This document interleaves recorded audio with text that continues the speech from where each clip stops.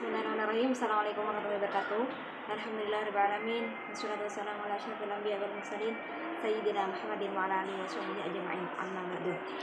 Yang saya takdimi dan saya muliakan langsung Pondok Pesantren Darul Genggong Kiai Haji Muhammad Hasan Mutawakkil Alwa SMM.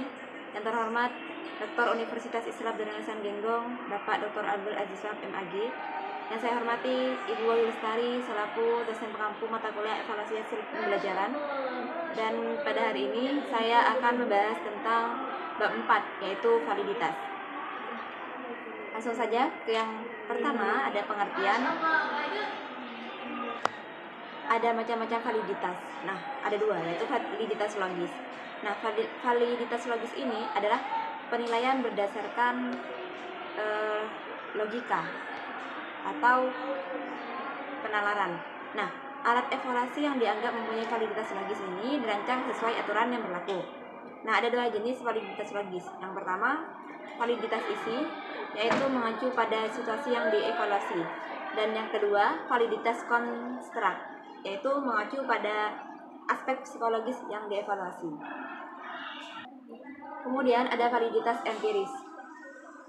Nah, validitas empiris ini berarti pengalaman. Nah, instrumen yang bisa dikategorikan memiliki validitas ini dikaitkan dengan cara ketika diuji atau dites dari pengalaman. Misalnya, jika pengalaman membuktikan bahwa seseorang itu jujur, nah orang tersebut dianggap jujur oleh masyarakat dan bisa disebut kreatif jika seseorang tersebut muncul ide-ide baru yang dianggap berbeda dari ide-ide yang sudah ada. Artinya sesuai dengan pengalaman. Nah, terdapat pengecekan hasil belajar di antaranya yang pertama validitas prediktif, yaitu keakuratan atau keakuratan adalah keakuratan suatu alat ukur. Nah, diperiksa terhadap kemampuan tes. Nah, hingga untuk memprediksi kinerja yang akan dicapai nanti. Misal, hasil belajar memiliki validitas yang prediktif yang tinggi jika hasil yang dicapai anak dalam tes tersebut benar-benar prediksi keberhasilan atau kegagalan seorang anak dalam pelajaran mendatang.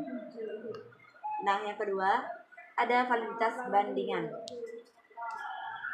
Nah, validitas ini mengacu pada reliabilitas tes dalam kaitannya dan keterampilannya yang ada saat ini secara nyata. Perbedaan antara validitas prediktif dan validitas komparatif atau bandingan ini terletak pada waktu. Adapun cara untuk menguji validitas komparatif yaitu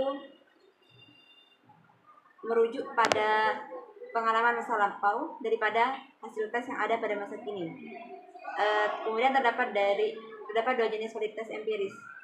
Dengan kata lain, terdapat dua cara untuk menguji apakah sesuatu instrumen valid atau tidak. Pengecekannya ini biasanya dilaksanakan sesuai dengan pengukuran. Nah, instrumen yang bersangkutan itu dengan acuan atau sebuah pengukuran. Kemudian terdapat 4 validitas yang harus kita ketahui. Yang pertama ada validitas isi, validitas konstruksi, validitas empiris, dan validitas prediksi. Yang pertama, validitas isi. Nah, validitas ini disebut juga sebagai relevansi kurikuler karena materi yang akan diajarkan sudah tercantum dalam kurikulum dan tertera di dalam kurikulum tersebut. Kemudian prosedur untuk memperoleh validitas ini yaitu dengan mensejajarkan tes atau spesifikasi non-tes yang menggambarkan daerah yang diukur. Kemudian untuk validitas konstruksi yaitu contohnya pengembangan tujuan instruksional khusus atau TIK, meliputi peserta didik bisa membandingkan efek biologis dan psikologis. Adapun item tes adalah instruksi atau petunjuk bagi siswa untuk membedakan antara dua efek dari sebuah kejadian. Kemudian ada validitas empiris, yaitu empiris tadi pengalaman.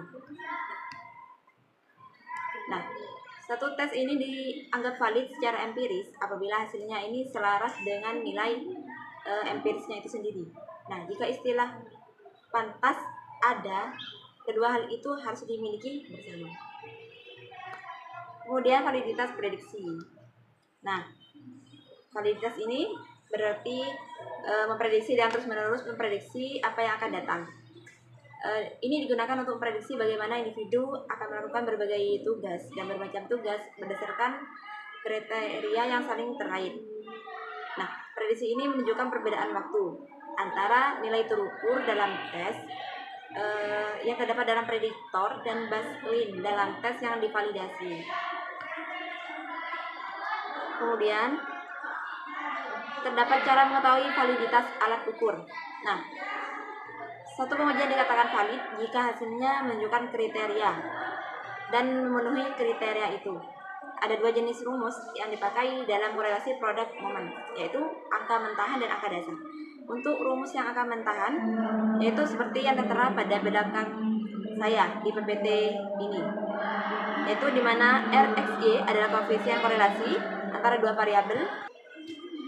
Kemudian sigma xy adalah jumlah perkalian, yx adalah kuadrat dari x, dan y kuadrat adalah kuadrat dari y.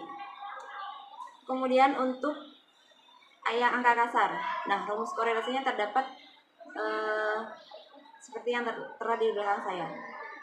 Kemudian untuk pengambilan keputusan didasarkan pada ketentuan-ketentuan atau aturan-aturan tertentu. Nah, jika R hitungnya itu positif dan R hitung lebih besar dari R tabel, maka butir soal tersebut dinyatakan valid. Kemudian jika R hitungnya itu negatif dan R hitung itu kurang dari R tabel, maka butir soal tersebut dinyatakan tidak valid. Kemudian di sini terdapat contoh soal analisis, yaitu seperti yang tertera pada belakang saya. Nah, kemudian ada validitas butir soal. Nah, skor untuk validitas objektif adalah 1 untuk bagian soal yang dijawab dengan benar. Kemudian 0 untuk soal yang dijawab dengan salah. Untuk skor total adalah skor semua item membentuk sebuah pertanyaan. Kemudian ada tes standar sebagai kriteria dalam menentukan validitas. Ada standar kriterianya ya dalam menentukan validitas. Nah, tes standar ini biasanya memiliki ID, frekuensi, dan lokasi. Kemudian ada validitas faktor, yaitu rincian item soal dianggap valid jika mendukung keseluruhan item soal, yaitu skor total detail faktor cocok dengan skor total keseluruhan. Baik, itu saja penyampaian materi mengenai validitas. Kurang lebih saya mohon maaf. Assalamualaikum warahmatullahi wabarakatuh.